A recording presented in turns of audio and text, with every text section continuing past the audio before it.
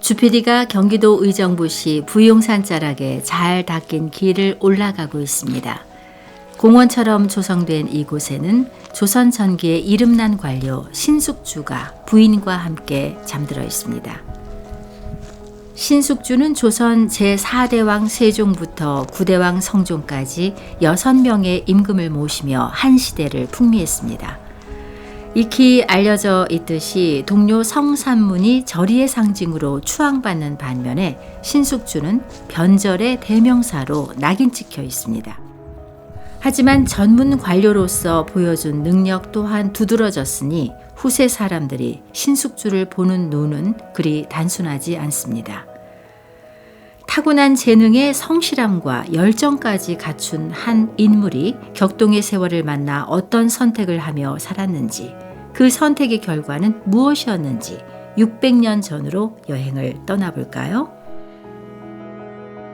신숙주는 꽤 이른 나이인 23살에 과거에 급제해 관직에 나갔습니다. 그때 조선의 국왕은 세종대왕, 젊고 유능한 인재를 발탁해 집현전에서 근무시키던 시절 신숙주 역시 집현전 학사로 일했습니다. 신숙주는 수재들만 모인 집현전 학사들 중에서도 책을 많이 읽기로 유명했는데 그와 관련한 유명한 일화가 있죠. 그는 밤새 책을 읽기 위해 일부러 숙직을 자처하곤 했는데 하루는 책을 읽다가 책상에 엎드려 잠이 들었습니다. 우연히 집현전에 들렀다가 이 모습을 본 세종대왕이 자신의 옷을 벗어 신숙주를 덮어줬다는 이야기입니다. 세종은 생전에 후임왕 문종에게 신숙주는 큰 일을 맡길 만한 사람이라고 말할 정도로 그를 아꼈습니다. 또한 훈민정음을 창제한 후 그를 10여 차례나 중국에 보내 한자음을 한글화하는 후속 작업을 맡기기도 했습니다. 그런데 세종의 장남 제5대왕 문종이 즉위 2년여 만에 세상을 떠나고 아들 단종이 11살 어린 나이에 보위를 잇게 되면서 정치 상황이 갑자기 불안정해집니다. 세종의 둘째 아들 수양대군이 명나라 황제에게 새 임금의 즉위를 알리기 위해 사신으로 떠나게 되는데 이때 함께 간 이가 신숙주였습니다. 그전까지 특별한 관계가 없던 수양대군과 신숙주는 명나라를 오가는 수개월간 함께 지내며 끈끈한 사이가 됐습니다. 이듬해 수양대군은 정변을 일으켜 정적들을 대거 제거하고 권력을 장악합니다. 계유정난입니다. 계유정난에서 신숙주가 어떤 역할을 했는지는 드러나지 않습니다. 거사를 기획하고 실행하는 핵심 역할은 한명회가 담당했습니다. 그런데 거사가 성공한 후 신숙주는 빠르게 수양대군의 핵심 참모로 자리 잡았습니다. 지금의 대통령 비서실장 격인 도승지를 맡았습니다. 이미 정해진 수순이라고 해야겠죠. 계유정난이 일어나고 2년이 채 안 돼 수양대군은 단종으로부터 왕권을 넘겨받아 제7대 임금에 오릅니다. 신숙주는 새 임금의 즉위를 명나라 황제에게 알리고 승인을 받아오는 중책을 맡았습니다. 국왕이 승하하면 아들이 이어받는 정상적인 경로가 아니라 살아있는 왕이 숙부에게 왕권을 넘겼기 때문에 명나라가 시비를 걸 가능성이 다분했습니다. 명황제의 승인을 받지 못하면 가뜩이나 취약한 세조의 정통성은 더욱 흔들릴 수밖에 없었습니다. 이 절체절명의 과업을 신숙주는 성공적으로 해냈습니다. 친인척과 대신들을 수없이 죽이고 왕위에 오른 세조가 형식적인 정통성을 확보한 것이었으니 아마도 신숙주를 업어주고 싶을 마음이었을 것 같습니다. 세조 즉위 이듬해 단종 복위 운동이 일어났습니다.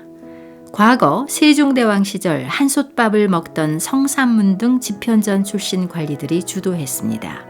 주모자들은 모두 사형당해 훗날 사육신이 됐습니다. 이 사건 후 신숙주는 노산군으로 강등돼 유배 중인 단종을 처단해야 한다고 주장했습니다. 당시 실록에 남긴 기록입니다.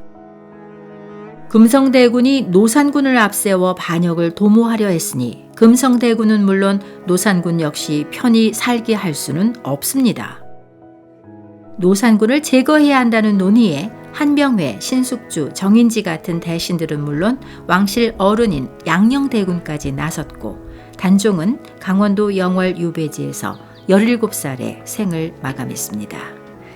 세조는 친동생인 안평대군, 금성대군에 이어 조카 단종까지 죽이는 초유의 가족 학살극을 자행했는데 그런 세조 곁에 신숙주가 있었습니다.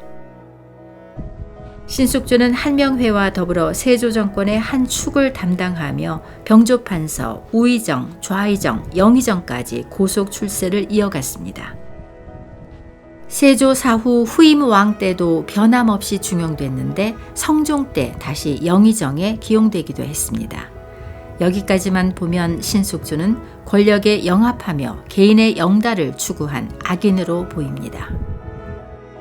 하지만 그에게 그런 면만 있었던 건 아니었습니다. 국조 오레이, 동국 통감, 병장설 등 각종 분야의 편찬 사업을 주도해 조선 초기 나라의 기틀을 세우는데 큰 역할을 했습니다. 그는 또한 뛰어난 외교관이었는데 특히 당대 최고의 일본 전문가였습니다. 세종 때 일본에 파견돼 현지 상황을 상세하게 파악한 후 성종 때 펴낸 해동 제국기라는 책은 조선 초반 대일본 외교정책 수립의 기초가 됐습니다. 세월이 흘러 신숙주 같은 일본 전문가가 사라지고 일본 사정이 어두워진 후 임진왜란이 터졌습니다. 신숙주는 학문적 역량이 뛰어난 학자이기도 했지만 무장으로 업적을 남기기도 했습니다. 세조 때 함경도 일대의 여진족을 토벌하는 총사령관으로 파견돼 성공적으로 임무를 마치고 귀환했습니다. 이때 적의 기습에도 태연자약하게 병사들을 지휘함으로써 평생 글만 읽은 문신답지 않게 대담한 모습을 보였습니다. 신숙주는 6임금에 걸쳐 영의정을 2번 역임했고 공신에도 4번 책봉됐으니 신하로서 최고의 영예를 누렸다고 할 수 있습니다. 당대에는 평가도 괜찮았습니다. 성종 6년에 59살로 세상을 떠났을 때 실록은 그의 됨됨이와 업적을 긍정적으로 기록했습니다. 그런데 이후 조선의 사상적 흐름이 달라지면서 그에 대한 평가는 갈수록 박해졌습니다. 중종 이후 사림이라고 불리는 성리학 명분론자들이 세력을 키워가자 조선 사회에 명분과 의리를 중시하는 풍조가 강해졌습니다. 이런 흐름에 맞춰 비명해간 단종과 그를 위해 목숨을 바친 성삼문과 사육신이 재평가되기 시작했습니다. 마침내 단종 사후 240년이 지난 숙종임금 때 사육신은 충신으로 완전히 복권됐고 노산군으로 죽은 단종도 정식 국왕으로 다시 공인됐습니다.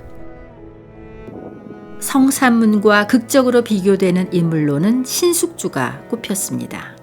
능력 있는 신하로 평가받던 그는 어느덧 충절을 내팽개친 변절자로 낙인 찍혔습니다.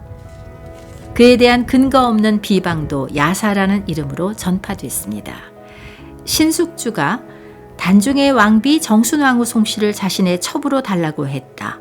신숙주의 부인이 남편의 변절을 꾸짖으며 스스로 목매 죽었다. 쉽게 변질되는 녹두나물이 그의 이름을 따 숙주나물이 됐다는 등의 이야기입니다.